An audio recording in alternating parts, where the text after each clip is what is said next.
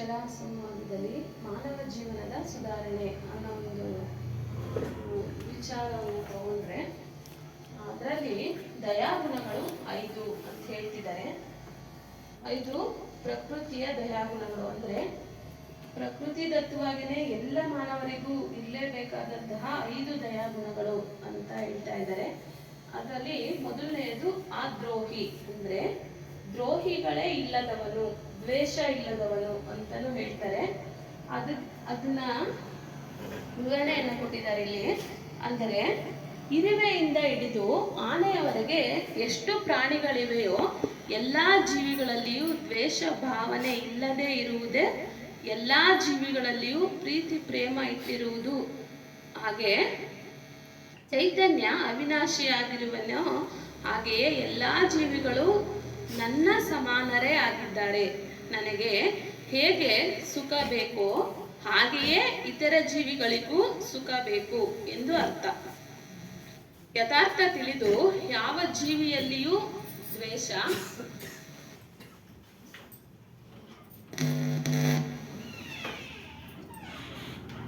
ಭಾವನೆ ಇಲ್ಲದೆ ಇರುವುದು. ಹೇಗೆ ನಮಗೆ ಪ್ರಾರಬ್ಧ ಸಂಬಂಧದಿಂದ ದುಃಖಾದಿಗಳು ಬರುತ್ತವೆಯೋ ಹಾಗೆಯೇ ಎಲ್ಲ ಜೀವಿಗಳಿಗೂ ಪ್ರಾರಬ್ಧ ವಶದಿಂದ ದುಃಖಗಳು ಅಜ್ಞಾನದ ದಶೆಯಿಂದ ಆಯಾ ದೇಹಗಳ ಸಂಬಂಧದಿಂದ ಬರುತ್ತವೆ. ಇದು ಅನಾದಿ ಕಾಲದಿಂದಲೂ ಬರುತ್ತಾ ಹೋಗುತ್ತಾ ಇರುವಂಥದ್ದು. ಅವರವರ ಪ್ರಾರಬ್ಧ ಬಲದಿಂದಲೇ ಸುಖ ದುಃಖಗಳು ಉಂಟಾಗುವು. ಯಾರಿಂದಲೂ ಯಾರಿಗೂ ಸುಖ ದುಃಖಗಳು ಬರುವುದೇ ಇಲ್ಲ. ಅವರವರ ಪ್ರಾರಬ್ಧವನ್ನು ಅವರವರೇ ಅನುಭವಿಸುತ್ತಾರೆ.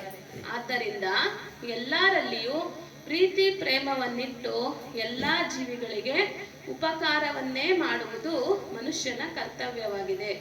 ನಾವು ಎಲ್ಲರನ್ನೂ ಪ್ರೇಮಿಸಿದರೆ ಎಲ್ಲರೂ ನಮ್ಮನ್ನು ಪ್ರೇಮಿಸುತ್ತಾರೆ.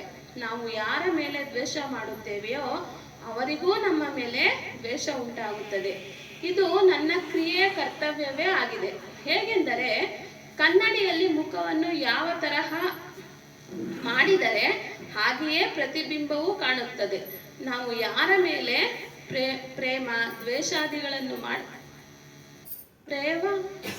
ದ್ವೇಷಾದಿಗಳನ್ನು ಮಾಡುತ್ತೇವೆಯೋ ಹಾಗೆಯೇ ಅವರಲ್ಲಿಯೂ ಪ್ರೇಮ ದ್ವೇಷಾದಿಗಳು ಕಂಡುಬರುತ್ತವೆ. ಇದು ಸಹ ನಮ್ಮದೇ ಕ್ರಿಯೆ ಕರ್ತವ್ಯವೇ ಆಗಿರುತ್ತದೆ. ನಾನು ದ್ವೇಷಿಯಾದರೆ ಇಡೀ ಜಗತ್ತೇ ದ್ವೇಷಿಯಾಗಿ ಕಾಡಬರುತ್ತದೆ. ನಾನು ಪ್ರೇಮಿಯಾಗಿದ್ದರೆ ಇಡೀ ಜಗತ್ತೇ ಪ್ರೇಮಿಯಾಗಿ ಕಾಣುತ್ತದೆ. ಆದ್ದರಿಂದ ದ್ವೇಷ ಭಾವನೆಯನ್ನು ಬಿಟ್ಟು ಎಲ್ಲರನ್ನೂ ಪ್ರೇಮ ಭಾವನೆಯನ್ನಿಡುವುದು ಅದ್ರೋಹಿಯ ಲಕ್ಷಣವಾಗಿದೆ. ಎರಡನೆಯದು ಸಮ, ಅಂದ್ರೆ ಸಮ್ ಅಂತ ಕೊಟ್ಟಿದ್ದಾರೆ. ಸಮವೆಂದರೆ ಎಲ್ಲ ಜೀವಿಗಳಲ್ಲಿಯೂ ಸಮಾನತ್ವವನ್ನು, ಯಾರಿಗೂ ವಿಶೇಷ ಅಥವಾ ಕಮ್ಮಿ ಭಾವವಿಲ್ಲದೆ ಇರುವುದು, ಹಾಗೂ ಎಲ್ಲರನ್ನೂ ಒಂದೇ ದೃಷ್ಟಿಯಿಂದ ನೋಡಬೇಕು. ಅನುಕೂಲದಲ್ಲಿ ಪ್ರೀತಿ, ಪ್ರತಿಕೂಲದಲ್ಲಿ ದ್ವೇಷ. ಇದು ಸದಾ ಕಾಲ ಸಂಸಾರದಲ್ಲಿ ಇದ್ದೇ ಇರುತ್ತದೆ. ಆದರೆ ಅದು ಸ್ವಾರ್ಥ ಭಾವನೆಯ ಲಕ್ಷಣ.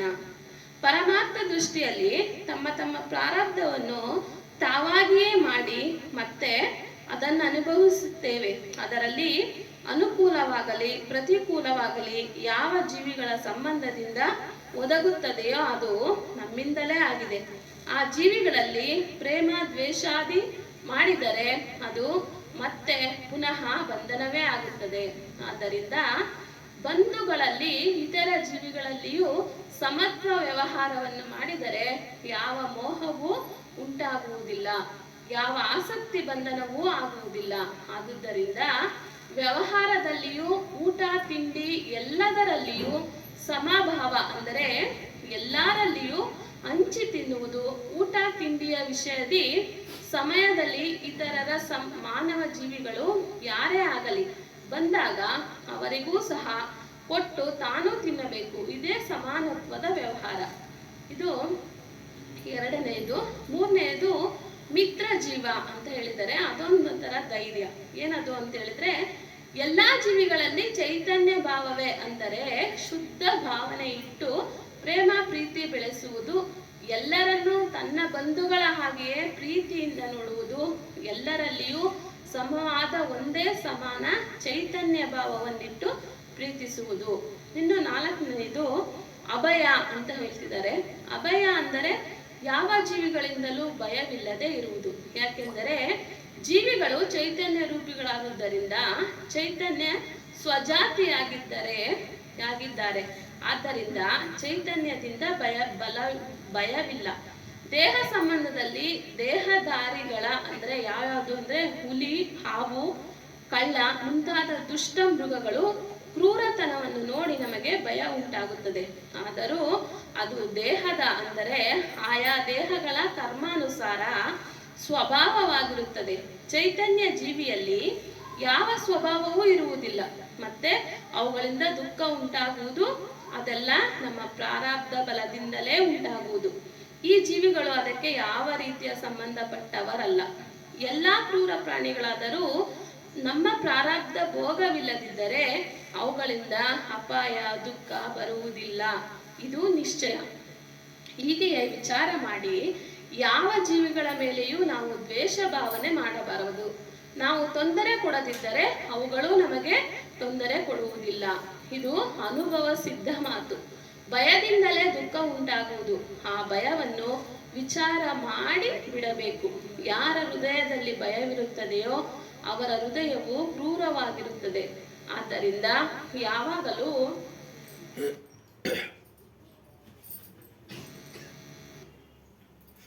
ನಿರ್ಭಯವಾಗಿರಬೇಕು. ಹಾಗೂ ನಾವು ಸ್ವಾರ್ಥಕ್ಕಾಗಿ ಆದರೂ ಭಯವಿಟ್ಟುಕೊಳ್ಳಬಾರದು. ಏಕೆಂದರೆ ನಮ್ಮ ಸ್ವರೂಪವು ಅವಿನಾಶಿಯಾಗಿದೆ. ದೇಹ ಮೊದಲುಗೊಂಡು ಎಲ್ಲಾ ಪದಾರ್ಥಗಳು ನಾಶವುಳ್ಳದ್ದು. ಅದರಲ್ಲಿ ನಮಗೆ ಏನೂ ಸುಖವಿಲ್ಲ. ಅದಕ್ಕೋಸ್ಕರವಾಗಿ ನಾವು ಭಯ ಪಡುವುದು ನಿಷ್ಫಲ ವ್ಯರ್ಥ ಅಂತ ಹೇಳ್ತಿದ್ದಾರೆ. ಇನ್ನು 5ನೇದು ಅದೃತ್ನಯನ ಅಂತ ಹೇಳ್ತಿದ್ದಾರೆ. ಅಂದ್ರೆ ಚೈತನ್ಯ ದೃಷ್ಟಿಯಿಂದ ಎಲ್ಲರನ್ನೂ ನೋಡುವುದು. ಮೋಹ ದೃಷ್ಟಿ ದೇಹ ಭಾವದಿಂದ ಹಾಗೂ ದ್ವೇಷ ಭಾವನೆಯಿಂದ ನೋಡಬಾರದು. ಕೇವಲ ಚೈತನ್ಯ ದೃಷ್ಟಿಯಿಂದ ಮಾತ್ರ ನೋಡಬೇಕು. ಇದು ಬಹಳ ಉತ್ತಮ. ಇನ್ನು ದೇಹ ಭಾವನೆಯಿಂದ ನೋಡುವುದಾದರೆ ಎಲ್ಲರನ್ನೂ ಮತ್ತು ದೊಡ್ಡವರನ್ನು ತಂದೆ ತಾಯಿಯಂತೆ ಹಾಗೂ ಅಣ್ಣ ತಮ್ಮಿಂದರಂತೆ, ಇತರ ಮನುಷ್ಯ ವರ್ಗದಲ್ಲಿ ಸ್ತ್ರೀಯರನ್ನು ಅಕ್ಕ ತಂಗಿಯರಂತೆ, ಬಂಧು ಬಳಗದಂತೆ ನೋಡುವುದು ಮಧ್ಯಮ ಅಂತ ಹೇಳ್ತಿದ್ದಾರೆ. ಈ ಚಿಂತನೆಯನ್ನ ಇಲ್ಲಿಗೆ ಮುಗಿಸ್ತಾ ಇದ್ದೀನಿ. ಸದ್ಗುರು ದೇವಾಯ ನಮಃ.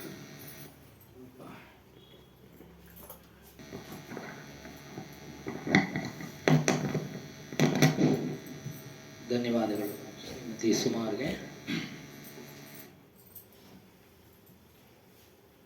ಪೂಜ್ಯರು ಪ್ರಾತಸ್ಮರಣೀಯರು ಸದ್ಗುರುಗಳಾದಂಥ ಸದ್ಗುರು ಶ್ರೀ ಹನುಮಾನ್ ಸಾಹೇಬರ ಚರಣಾರವಿಂದ ಗುರು ಮಾತಾಡಿದ ಚರಣಗಳಿಗೆ ಸುತ್ತ ಸತ್ಸಂಗ ಕಾರ್ಯಕ್ರಮ ಪ್ರಾರಂಭ ಮಾಡಿದ ಎಲ್ಲ ಭಕ್ತಿ ಮಾತೆಯರಿಗೆ ಮಾನೆಯರಿಗೆ ಸುತ್ತ ವಿಷಯ ಮಾಯಾ. ಮಾಯಾ ಅಂತ ಅಂದರೆ ಪದದ ಅರ್ಥ ಒಂದು ಸಮಯದಲ್ಲಿ ಕಾಣಿಸ್ಕೊಂಡು ಇನ್ನೊಂದು ಸಮಯದಲ್ಲಿ ಕಾಣಿಸ್ಕೊಳ್ಳದೆ ಇರೋದು, ಅದೃಶ್ಯವಾಗೋದು. ನಾವು ಯೋಚನೆ ಮಾಡಿ ನೋಡಿದಾಗ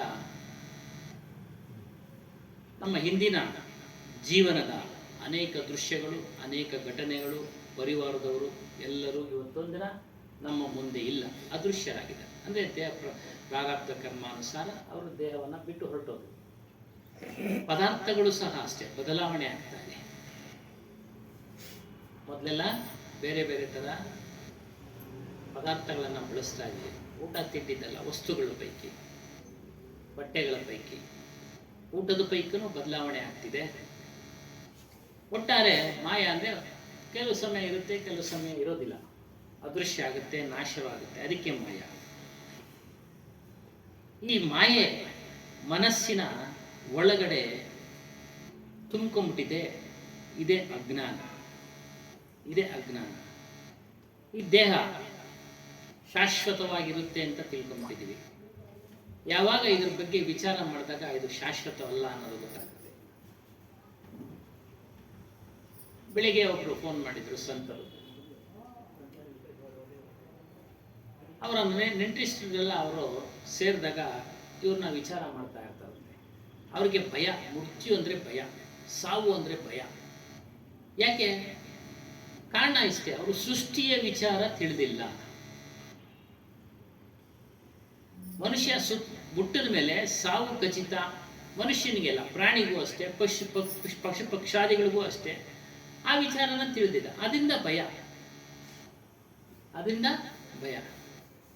ಸೃಷ್ಟಿಯ ವಿಚಾರವನ್ನು ಅರಿತವನಿಗೆ ಭಯನೇ ಇಲ್ಲ. ಈ ರೀತಿಯಾಗಿ ಅಜ್ಞಾನದಲ್ಲಿ ಕುಳಿತಿದ್ದಾರೆ. ನಾನಲ್ಲದ ವಸ್ತುವನ್ನು ನನ್ನದು ಅಂತೇಳಿ ತಿಳ್ಕೊಂಡಿದ್ದಾರೆ. ಪರಿವಾರ, ಪದಾರ್ಥಗಳು, ಐಶ್ವರ್ಯ, ಒಡವೆ, ವಸ್ತ್ರ. ಹಾಗಾಗಿ ಶಾಶ್ವತವಾಗಿ ನನ್ನಲ್ಲಿ ಇರುತ್ತೆ ಅನ್ನೋದು ತಿಳ್ಕೊಂಡಿರುತ್ತೆ. ಇದೇ ಅಜ್ಞಾನ. ಇದನ್ನು ನಾವು ಪ್ರತಿನಿತ್ಯ ಇಲ್ಲಿವರೆಗೂ ನಾವು ಅನುಭವ ಮಾಡಿದ್ದೀವಿ. ಯಾವ ವಸ್ತು ಇತ್ತು, ಯಾವ ವಸ್ತು ಇವತ್ತೊಂದು ದಿನ ಇಲ್ಲ ಅನ್ನೋದು. ಅದು ಪರಿವಾರ ಆಗಿರ್ಬೋದು, ಸಾಮಾನ್ಯ ವಸ್ತುಗಳು ಆಗಿರ್ಬೋದು, ಏನೇ ಆಗಿರ್ಬೋದು, ಅನುಭವ ಆಗಿದೆ ನಮಗೆ. ಕೆಲವು ದಿನ ಇದ್ದಂಥ ವಸ್ತು ಈಗ ಇಲ್ಲ ನಮ್ಮ ಬಳಿ. ತಂದೆ ಆಗಿರ್ಬೋದು, ತಾಯಿ ಆಗಿರ್ಬೋದು, ಮತ್ತೊಬ್ಬರು ಅವ್ರು ಪ್ರಾರಬ್ಧ ಕರ್ಮಾನುಸಾರ ಮುಗಿಸ್ಕೊಂಡು ಹೊರಟೋರು. ಅದು ಮಾಯ. ಯಾಕೆ? ಅದ್ರ ಮೇಲೆ ನಾವು ಮೋಹವನ್ನು ಇಟ್ಟಿದ್ವಿ, ಅದು ದೂರ ಆಗೋಯ್ತು. ಈ ಮಾಯ ಅನುಭವ ಕೊಡ್ತಾನೆ ಇದೆ ನಮಗೆ. ಮನುಷ್ಯನ ಮನಸ್ಸು ಮಾಯಾ ವಸ್ತುಗಳಿಗೆ ಪ್ರಭಾವಿತವಾಗಿ ಎಲ್ಲವನ್ನ ಯೋಚನೆ ಮಾಡ್ತಿದೆ. ಏನು ಇದರಿಂದ ಲಾಭ ಏನು, ಇದರಿಂದ ಹಾನಿ ಏನು, ನಷ್ಟ ಏನು, ಎಲ್ಲ ವಸ್ತುಗಳ ಬಗ್ಗೆ. ಈ ಮಾಯಾ ವಸ್ತುಗಳಿಂದ ಕ್ಷಣಿಕವಾದ ಸುಖವನ್ನ ಮನುಷ್ಯ ಪಡಿತಾ ಇದ್ದಾನೆ. ಆದರೆ ಪೂರ್ಣವಾದ ಸುಖ ಮಾಯಾ ವಸ್ತುಗಳಿಂದ ಸಿಗ್ತಾ ಇಲ್ಲ. ಊಟ ಮಾಡೋದ್ರಲ್ಲಿ ಪೂರ್ಣವಾದ ತೃಪ್ತಿ ಸಿಗೋದಿಲ್ಲ. ಒಂದು ಹೊತ್ತಿನಲ್ಲಿ ಊಟ ಮಾಡ್ತೀವಿ ತೃಪ್ತಿಯಾಗಿ, ಮತ್ತೆ ಅದೇ ಊಟವನ್ನು ನಾವು ರಾತ್ರಿಗೆ ಇಷ್ಟಪಡೋದಿಲ್ಲ. ಬೇಡ, ರಾತ್ರಿನೂ ಆಗೋಯ್ತು, ಏನೋ ಅನಿವಾರ್ಯ. ಮರುದಿನ ಅಂದರೆ ನೆನ್ನೆ ಎಲ್ಲ ತಿಂದಿದ್ವಲ್ರಿ, ಹೀಗೇನಿಗೆ? ಅದನ್ನ ಪ್ರತಿಯೊಂದನ್ನು ಅನುಭವ ಪಡ್ತಾನೆ. ಶಾಶ್ವತ ಸುಖನ ಕೇಳ್ತಾನೆ, ಆದರೆ ಸಿಗ್ತಾ ಇಲ್ಲ. ಅದಕ್ಕೆ ಇದು ಚಂಚಲ ಆಗಿದೆ. ಅದಕ್ಕೆ ಒಂದು ಸಾಕಿನಲ್ಲಿ ಕಬೀರ್ ಸಾಹೇಬ್ ಹೇಳ್ತಾರೆ, ಮಾಯಾ ಮರಿ ನಾ ಮನ್ಮರ, ಮರ್ ಗಯಾ ಶರೀರ್, ಆಶಾ ತೃಷ್ಣ ನಾ ಮರಿ ಕಹಾ ಗಯಾ ಸಂತ ಕಬೀರ್. ದೋಹೆ, 2 ವಚನಗಳು, ದ್ವಿಪದಿ. ಮಾಯೆ ಸತ್ತೇ ಹೋಗಿಲ್ಲ, ಮನಸ್ಸು ಸತ್ತಿಲ್ಲ. ಈಗ ಹೇಳಿದ್ವಲ್ಲ, ಆಜ್ಞಲ್ಲಿ ತಿನ್ನುವೆ, ತೇಗಾಡಿದ್ದೇವೆ. ಎಷ್ಟೋ ವರ್ಷಗಳಿಂದ, ಎಷ್ಟೋ ಜನ್ಮಗಳಿಂದ ನಾವು ಊಟ ಮಾಡಿದ್ದನ್ನೇ ಮಾಡ್ತಾ ಇದ್ದೀವಿ, ತಿಂದಿದ್ದನ್ನೇ ತಿಂತಾ ಇದ್ದೀವಿ, ಗಳಿಸಿದ್ದನ್ನೇ ಗಳಿಸ್ತಾ ಇದ್ದೀವಿ. ಶರೀರಗಳು ಎಷ್ಟೋ ಆಗ್ಬಿಟ್ಟಿದ್ದಾವೆ. ಪ್ರತಿ ಶರೀರದಲ್ಲೂ ಒಂದು ಮನಸ್ಸು, ವಸ್ತುಗಳು, ಅದರ ಮೇಲೆ ಆಸೆ, ಆಕಾಂಕ್ಷೆ ಉತ್ಪನ್ನ ಆಗ್ತಾನೆ ಇದೆ. ಅದಕ್ಕೆ ಹೇಳ್ತಾ ಇರೋದು, ಆಸೆ ತೃಷ್ಣ ಸತ್ತಿಲ್ಲ. ಅದು ಬೆಳೀತಾ ಇದೆ, ವಿಸ್ತಾರ ಆಗ್ತಾ ಇದೆ, ಒಬ್ಬರಿಂದ ಒಬ್ಬರಿಗೆ. ಇವತ್ತು ನನಗಾಯ್ತು ಆ ವಸ್ತುಗಳ ಆಸೆ, ನಾಳೆ ಇನ್ನೊಬ್ರಿಗಾಗುತ್ತೆ, ನಾಡ್ದು ಇನ್ನೊಬ್ರಿಗಾಗುತ್ತೆ, ಹೀಗೆ. ಅದರಿಂದನೇ ಕಬೀರ್ ಸಾಹೇಬ್ರು ಎಷ್ಟೋ, ಇವಾಗ ನನ್ನ ಶರೀರಗಳೇ ಹಿಂದೆ ಎಷ್ಟೋ ಆಗ್ಬಿಟ್ಟಿದೆ. ಆಗ ಎಲ್ಲ ವಸ್ತುಗಳನ್ನ ಇಷ್ಟಪಟ್ಟಿದ್ದೀನಿ, ಪಡ್ಕೊಂಡಿದ್ದೀನಿ, ಆದರೆ ಅದರ ಒಂದು ಆಸೆ ನನಗೆ ಇನ್ನೂ ಕಡಿಮೆ ಆಗಿಲ್ಲ. ಈ ಜನ್ಮದಲ್ಲೇ ನಾವು ವಿಚಾರ ಮಾಡಿ ನೋಡಿದ್ರೆ ನಮಗೆ ಒಂದು 64 ವರ್ಷ ಅಂತಾನೆ.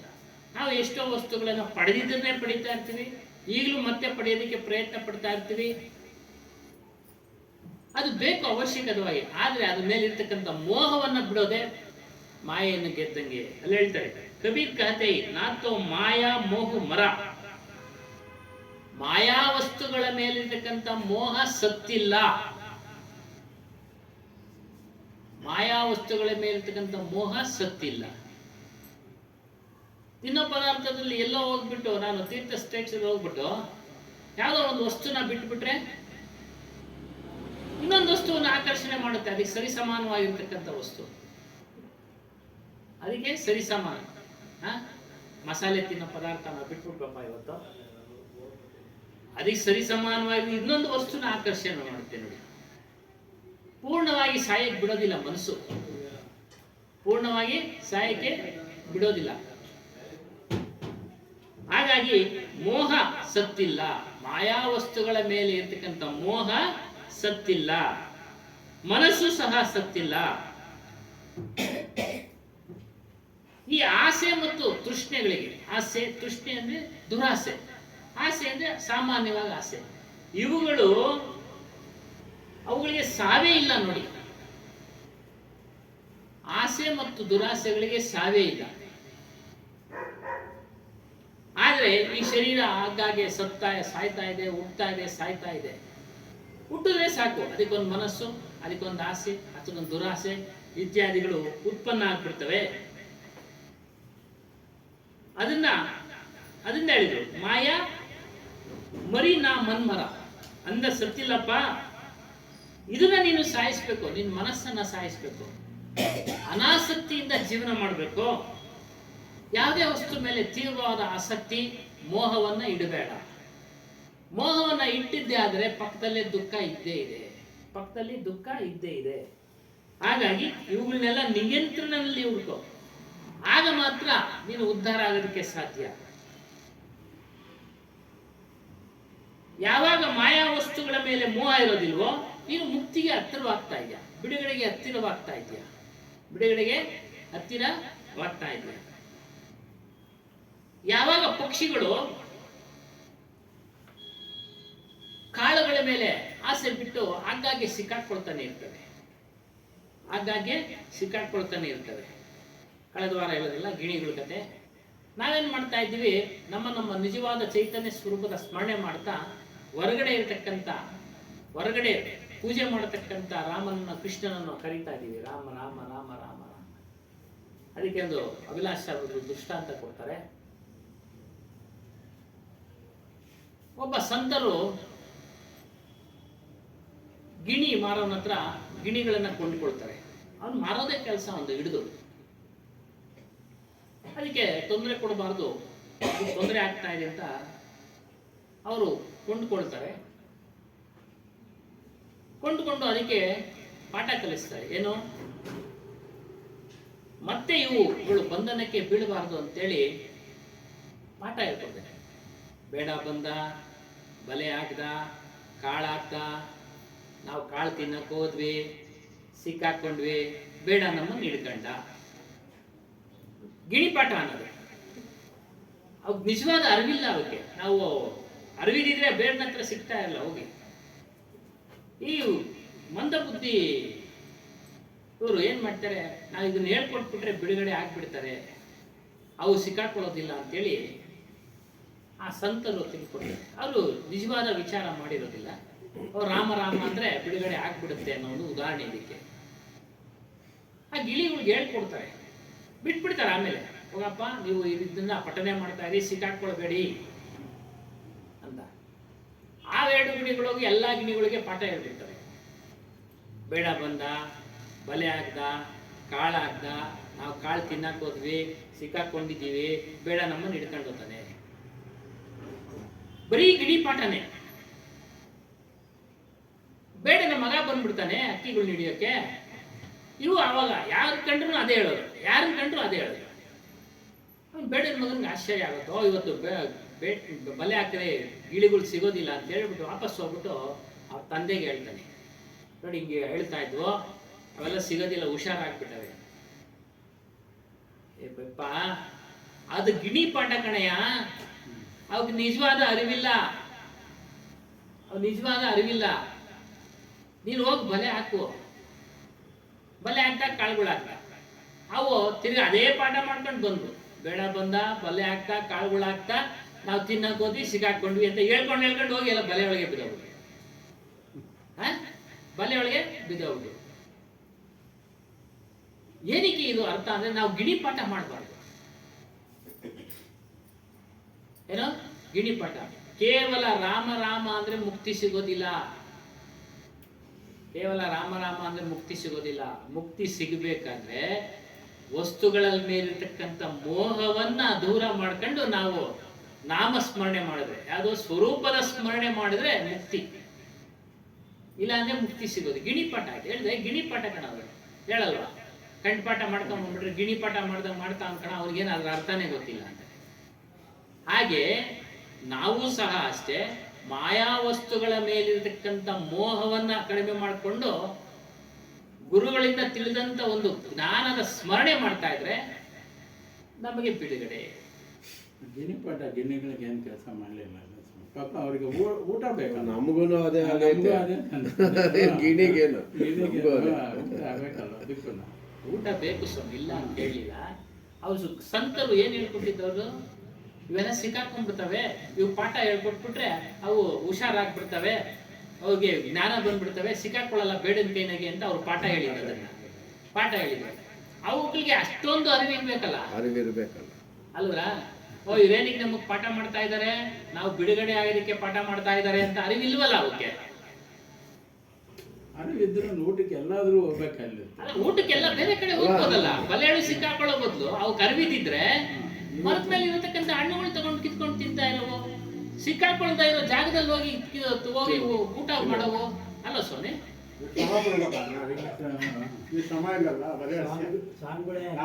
ನೀವು ವಿಚಾರ ಸಾಂಗ್ ಹತ್ರ ಕೇಳೋವರೆಗೂ ಕೇಳಿರಿ, ಈಗ ಹೋದ್ಮೇಲೆ ಅದನ್ನ ಬಿಟ್ಬಿಟ್ರಿ, ಮಾಮೂಲಿ ಮಾಡೋದೇ ಮಾಡ್ತೀರಾ ಅಷ್ಟೇ ಅರ್ಥ. ಹಾಗಾಗಿ ಗಿಳಿಪಾಠ ಅಂದ್ರೆ ವಿಚಾರ ಕೇಳಿದ್ದನ್ನ ನಾವು ಧಾರಣೆ ಮಾಡ್ಕೊಳ್ಬೇಕು, ಧಾರಣೆ ಮಾಡ್ಕೊಂಡು ಸ್ಮರಣೆ ಮಾಡ್ಬೇಕು. ಸ್ಮರಣೆ ಏನು? ಮೋಹವನ್ನ ಬಿಡುವಂದಾಗ ಬಿಡಬೇಕು. ಅದನ್ನೇ ಹೇಳಿ ನಾವು ಫೋನಲ್ಲಿ ಮಾತಾಡಿದ್ರೆ ಧಾರಣೆ ಮಾಡ್ಕೊಳ್ಬೇಕು. ನಾವು ಹೇಳಿದ್ದನ್ನ ಧಾರಣೆ ಮಾಡ್ಕೊಂಡು ಅದರಂತೆ ನಡೆಯೋಕೆ ಪ್ರಯತ್ನ ಆದ್ರೂ ಪಡ್ಬೇಕು. ಹೇಳಿ ಸ್ವಾಮಿ, ಶರೀರನ ಮಾಯ ಒಂದು. ಹೌದು. ಈ ಶರೀರದಲ್ಲಿ ಇದು ಇದೆ ಅಲ್ವಾ, ಒಂದು ಮಾಯನೂ ಇದೆ, ತಿರ್ಗಾ ಆಸೆನೂ ಇದೆ. ಹೌದು, ಆಸೆನೇ ಮಾಯ. ಆಸೆ ಮಾಯ, ದುರಾಸೆ, ಆಸೆ ಮಾಯ. ಮನಸ್ಸು ಇದೆ. ಯಾವ್ದ್ರ ಜಾಸ್ತಿ ಪವರ್ ಸ್ವಾಮಿ? ಮಾಯೆಗೆ ಪವರ ಇಲ್ಲ ಮನಸ್ಸಿಗೆ ಜಾಸ್ತಿ ಪವರ? ಎರಡೂ ಪವರೇ. ಬೆಂಕಿ ಮುಂದೆ ಬೆಣ್ಣೆ ಇಟ್ರೆ ಬೆಣ್ಣೆ ಕರಗುತ್ತೆ ಅದು ಸ್ವಾಮಿ. ಎರಡು ಪವರ್ ಇರೋದೆ, ಎರಡಕ್ಕೂ ಪವರ್ ಇದೆ, ಎರಡಕ್ಕೂ ಶಕ್ತಿ ಇದೆ. ಅದಕ್ಕಿಂತ ಹೆಚ್ಚಿನ ಶಕ್ತಿ ನಿಮ್ಗಿದೆಯಲ್ಲ ಸ್ವಾಮಿ, ಅರಿವಿನ ಶಕ್ತಿ ಇದೆಯಲ್ಲ, ಬುದ್ಧಿ. ಬುದ್ಧಿಗಿನ್ನ ಅರಿವು ಅರಿತಾ ಇರೋದು. ನಮ್ಗೆ ಸಾಮಾನ್ಯವಾಗಿ ಅದು ಬುದ್ಧಿ ಅಂತಾನೆ ಅನ್ಕೊಳ್ಳೋಣ, ಬುದ್ಧಿ ಶಕ್ತಿನೇ ಅನ್ಕೊಳ್ಳೋಣ. ಬುದ್ಧಿ ಶಕ್ತಿ ನೀವು ಇಡ್ತೀರಾ ಬೆಂಕಿ ಮುಂದೆ ಬೆಣ್ಣೆನ, ಇಲ್ಲ ಕರಗೋತಿತ್ತಪ್ಪ, ಇಲ್ಲ ಬೆಂಕಿನ ದೂರ ಮಾಡ್ತೀರಾ, ಇಲ್ಲ ಬೆಣ್ಣೆ ದೂರ. ಹಂಗೆ ನಾವು ಇಲ್ಲಿ ಎರಡನ್ನ ದೂರ ಮಾಡ್ಕೊಂಡು ಒಂದಕ್ಕೊಂದು ಹತ್ರ ಇಟ್ರೆ ಹಾಗೇನೆ. ವಸ್ತುಗಳ ಮೇಲೆ ಮೋಹ ಇಟ್ಕೊಂಡ್ರೆ, ಆಸೆ ದುರಾಸೆ ಇಟ್ಕೊಂಡ್ರೆ ಅದು ಮೋಹ ಆಗ್ಬಿಡುತ್ತೆ. ಬೇಕು ಬೇಕು ಬೇಕು ಅನ್ನೋದನ್ನ ಬೇಕು, ಅವಶ್ಯಕತೆ ಇದೆ. ಹೇಳ್ದಂಗೆ ಗಿಣಿಗೆ ಆಹಾರ ಬೇಕು. ಇವರೊಂದು ಮಾತು ಹೇಳಿದ್ರು, ದೇವಸ್ಥಾನಗಳಲ್ಲಿ ಮಾರಾಟ ಮಾಡೋರು ಬೇರೆ ಬೇರೆ ಉದ್ಯೋಗ ಮಾಡಿದ್ರೆ ನಡೆಯುತ್ತೆ, ಮಾಡ್ಬೇಕಲ್ಲ, ಅವರು ಮಾಡ್ಬೇಕಲ್ಲ. ಅವ್ರು ಹೇಳ್ದಂಗೆ ಸಲಿ ಅವ್ರು ಬಂದ್ಬಿಟ್ಟಿದೆ, ರೂಢಿ ಆಗ್ಬಿಟ್ಟಿದೆ, ಇನ್ಯಾವ್ದು ಮಾಡಿದ್ರೋ ಹೇಗೋ ಏನೋ ಅಂತೇಳಿ ಅವರು ಭಯ ಪಡ್ತಾರೆ. ಹಾಗಾಗಿ ಇಲ್ಲಿ ಹೇಳ್ತಾರೆ, ಅದೇ ನಾವೇನ್ ಮಾಡ್ತಾ ಇದೀವಿ, ಬರೀ ಗಿಣಿಪಾಠ ಮಾಡ್ತಾ ಇದೀವಿ. ಏನು, ಮೋಹ ಬಿಡು ಅಂತ ಹೇಳೋರಪ್ಪ, ಮೋಹ ಬಿಟ್ಬಿಡೋಣ ಅಷ್ಟೇ ಬಾಯಿನಲ್ಲಿ. ಆಚರಣೆ ಇಲ್ಲ. ಆಚರಣೆಗೆ ತಂದ್ರೆ ಖಂಡಿತ ಅದಾಗತ್ತೆ. ಅದಕ್ಕೆ ಹೇಳ್ತಾರೆ, ಮುಕ್ತಿ ಬೇಕು ಅಂದ್ರೆ ನೀವು ಮಾಯಾ ವಸ್ತುಗಳ ಮೇಲೆ ಇರ್ತಕ್ಕಂಥ ಮೋಹವನ್ನ ಬಿಡೋ. ಈ ಮೋಹ ಬಿಟ್ಟ ಮೇಲೆ ಭಕ್ತಿನೂ ಮಾಡ್ಬೇಕು. ಅದ್ರ ಜೊತೆಗೆ ಮಾಯಾ ವಸ್ತುಗಳೆಲ್ಲ ಮೇಲೆ ಮೋಹವನ್ನ ಬಿಡುವುದಲ್ಲದೆ ಭಕ್ತಿನೂ ಮಾಡ್ಬೇಕು ನಾವು. ಭಕ್ತಿಯ ಪದದ ಅರ್ಥ ಅಂದ್ರೆ ಒಂದಕ್ಕೊಂದು ಜೋಡಣೆ. ನಮ್ಮ ಮನಸ್ಸನ್ನ ನಮ್ಮ ಯಾವುದೋ ಒಂದು ಇಷ್ಟವಾದ ದೇವರು ಇಲ್ಲಿ ನೆನೆಸ್ತಾ ಮನಸ್ಸನ್ನ ಏಕಾಗ್ರತೆಯಿಂದ ಅಲ್ಲಿ ಹೋಗಿ ನಿಲ್ಲಿಸ್ತೀವಿ. ಹೇಳಮ್ಮ ನೀವು. ಶರಣಾಗದು ಅದು ಒಂದು ಭಕ್ತಿಯಲ್ಲಿ 9 ವಿಧ ಇದೆ. ಅರ್ಚನಾ ಭಕ್ತಿ, ಕೀರ್ತನಾ ಭಕ್ತಿ, ಆತ್ಮನಿವೇದನಾ ಭಕ್ತಿ, ಪೂಜಾ ಭಕ್ತಿ ಇಲ್ಲೇ. ಅದಕ್ಕೆ ಹೇಳ್ತಾರೆ, ಭಕ್ತಿ ಬಗ್ಗೆ ಹೇಳ್ತಾರೆ, ಭಕ್ತಿ ಸೋಯಿ ಜಾ ಪಾವು ಸೋ ಇಕ್ ಮನ್ ಚಿತ್ ಕೋ ರಾಕ್ ಸಾಂಚ ಶೀಲ್ ಸೋ ಕೇಲಿಯೇ ಮೈತೋ ದೋವು ನಾ. ಏನರ್ಥ ಅಂದ್ರೆ, ಭಕ್ತಿ ಯಾವನ್ನ ಅಂತ ಕರೀತಾರೆ ಅಂತಂದ್ರೆ, ಪ್ರೇಮ ಪೂರ್ವಕವಾಗಿ, ಶ್ರದ್ಧೆ ಪೂರ್ವಕವಾಗಿ, ನಿಷ್ಕಾಮದಿಂದ, ಏಕಾಗ್ರತ ಚಿತ್ತದಿಂದ ಮಾಡತಕ್ಕಂಥ ಕೆಲಸಗಳಿಗೆ ಭಕ್ತಿ. ಪ್ರೇಮದಿಂದ ಕೆಲಸ ಮಾಡಲೇ ಇಲ್ಲ ಅಂದ್ರೆ ಕೆಲಸ ಆಗಲ್ಲ ಸಕ್ಸಸ್. ಶ್ರದ್ಧೆಯಿಂದ ಕೆಲಸ ಮಾಡಲ್ಲ ಅಂದ್ರೆ ಕೆಲಸ ಸಕ್ಸಸ್ ಆಗೋದಿಲ್ಲ. ಈಗ ಶ್ರದ್ಧೆಯಿಂದ ನಾವು ಕೇಳೋದನ್ನು ಅದು ಒಂದು ಭಕ್ತಿ. ಖಂಡಿತ ಸರ್, ಖಂಡಿತ. ನೀವು ಭಕ್ತಿ ಇರೋದಕ್ಕೆ ಬಂದು ಇಲ್ಲಿ ಕೇಳ್ತಾ ಇರೋದು. ಯಾವಾಗ ನಿಮ್ಮಲ್ಲಿ ಭಕ್ತಿ ಇರೋದಿಲ್ಲ ನೀವು ಬರೋದಿಲ್ಲ. ಅಯ್ಯೋ ಅಲ್ಲೇನು ಹೇಳ್ತಾರೆ ಬಿಡ್ರಿ, ದಿನ ಹೇಳಿದ್ದನ್ನೇ ಹೇಳ್ತಾ ಇರ್ತಾರೆ ಅನ್ನೋ ಒಂದು ಮನಸ್ಸಿನಾಗ ಬಂದ್ಬಿಡುತ್ತೆ. ಅದಕ್ಕೆ ಸ್ವಾಮೀಜಿಗಳ ಅಪ್ಪ ಅವ್ರು ಹೇಳೋದು, ದಿನ ಹೇಳಿದ್ದನ್ನೇ ಹೇಳ್ತಾರೆ, ದಿನ ಹೇಳಿದ್ದನ್ನೇ ಅಂತ ಹೇಳ್ತಾರೆ. ಅದಕ್ಕೆ ಉದಾಹರಣೆ ಕೊಟ್ಟರು. ದಿನಾನು ಸುಪ್ರಭಾತ ಅದೇ ಹಾಕೋದು. ಅವರು ದಿನ ಹರೇ ರಾಮ ಹರೇ ಕೃಷ್ಣ, ಅವ್ರೇನು ಬೇರೆ ಏನು ಹೇಳಲ್ಲ. ಸುಪ್ರಭಾತ ಯಾವ್ದಾಗ್ತಾರೆ ವೆಂಕಟೇಶ್ವರನ ದಿನಾನು ಅದೇನೆ. ಇಲ್ಲೂ ಅಷ್ಟೇನೆ ಆತ್ಮ ವಿಚಾರನೆ ಹೇಳ್ತಾ ಇರೋದು. ನೋಡಿ ಎಷ್ಟೊಂದು ಲಿಂಕ್ ಕೊಡ್ತಾರೆ ಗುರುಗಳು. ಏನೆಲ್ಲ ಬಿಡಿಸಿ ಹೇಳಿದ್ರು ಕೊನೆಗೆ ಎಲ್ಲಿ ಬರ್ತೀವಿ ನಾವು? ನಿಮ್ಮನ್ನು ನೀವು ತಿಳಿರಿ, ಸ್ವರೂಪವನ್ನು ತಿಳಿರಿ, ಮೋಹ ಬಿಡಿ, ಕ್ರೋಧ ಬಿಡಿ ಇತ್ಯಾದಿ. ಭಕ್ತಿ ಮಾಡಿ. ಭಕ್ತಿಗೆ ಪರ್ಯಾಯ ಪದ ಛಲನೂ ಆಗುತ್ತಲ್ಲ ಅನ್ಸುತ್ತೆ. ಛಲ ಇದ್ರೆ ತಾನೇ ಶ್ರದ್ಧೆ. ಶ್ರದ್ಧೆ, ಛಲ ಬೇರೆ, ಶ್ರದ್ಧೆ ಬೇರೆ. ಪ್ರೇಮ ಇವಾಗ ಹೇಳಿದ್ರಲ್ಲ. ಹೌದು. ಛಲ ಅಂದ್ರೆ ಸಾಧನೆ ಮಾಡ್ಲೇಬೇಕು. ಸಂಕಲ್ಪ, ದೃಢವಾದ ಸಂಕಲ್ಪ. ಸಂಕಲ್ಪ ಸಂಕಲ್ಪ ಇದ್ರೂ ಭಕ್ತಿ ಮಾಡೋದಿಲ್ವಲ್ಲ ಕೆಲವರು. ನಾನು ಹೋಗ್ಲೇಬೇಕು, ಸಂಕಲ್ಪ, ನಿರ್ಣಯ, ನಾನು ಹೋಗ್ಲೇಬೇಕು, ಕೇಳಲೇಬೇಕು. ನಿಷ್ಕಾಮ ಅಂತಂದವ್ರನ್ನ ಇಚ್ಛೆ ಹೇಳಿದ್ರಲ್ಲ, ಅದಕ್ಕೆ ಇಚ್ಛೆ ಬಂದ್ಬಿಡ್ತು, ಆಸೆ. ಆಸೆ. ಈ ಭಕ್ತಿ ನಿಷ್ಕಾಮ ಇರೋದು. ನಿಷ್ಕಾಮ. ಫಲ ಬಂದು ಬಂದಿರೋದೇನು. ಶರಣಾಗೋದು ಅನ್ನೋದೇ ಶರಣಾಗತನಾಗೋದು ಭಕ್ತಿನೇ. ಅಲ್ಲಿ ಇದರಲ್ಲಿ ಡಿವೈಡ್ ಆಯ್ತು.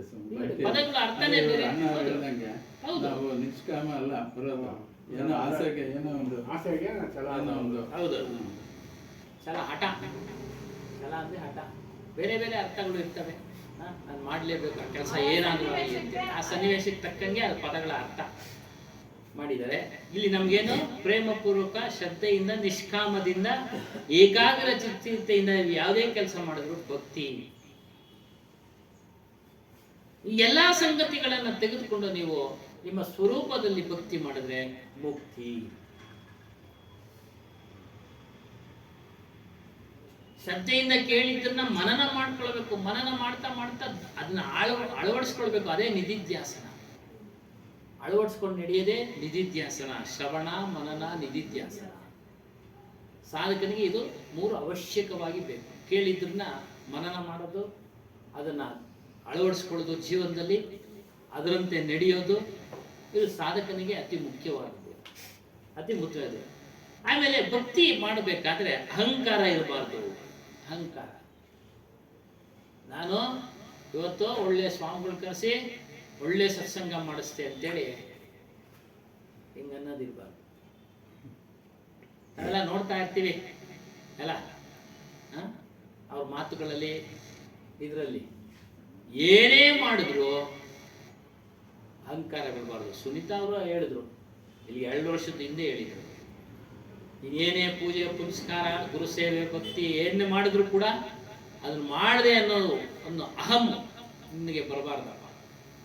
ಅದು ಹೊರಟೋಯ್ತು, ಅದ್ರ ಫಲ ನಿಷ್ಫಲ ಆಗ್ಬಿಡುತ್ತೆ. ನಿಷ್ಫಲ ಆಗ್ಬಿಡುತ್ತೆ. ಮಾಡಿದ್ರು ಸಹ ಪ್ರಸನ್ನ ಚಿತ್ತನಾಗಿ ಅದನ್ನು ಅನುಭವಿಸ್ಬೇಕು, ಅದನ್ನು ವರ್ಣನೆ ಮಾಡಬೇಕು.